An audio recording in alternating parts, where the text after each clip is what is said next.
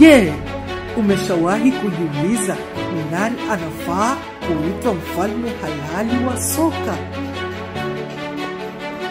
Naam, hili ni swali ngumu sana kuuliza, lakini ni jepesi. Ni miaka 10 sasa dunia inahangaika kati ya Cristiano Ronaldo ama Lionel Messi. Nani anafaa kuitwa mfalme halali wa soka? Mahaba yako yanaweza kupelekea kumchagua mmoja kati ya hao. Leo The Storybook naenda kuangalia mmoja badala ya mwingine, kusimulia historia yake.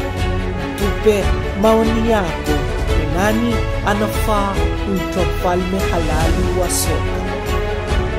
Wawili hawa pamoja wanaweza kufanya makubwa katika historia ya soka kiujumla, huku wakiweza kutwaa Ballon d'Or mara nyingi kuliko wachezaji wengine wote kuwahi kutokea katika ulimwengu wa soka.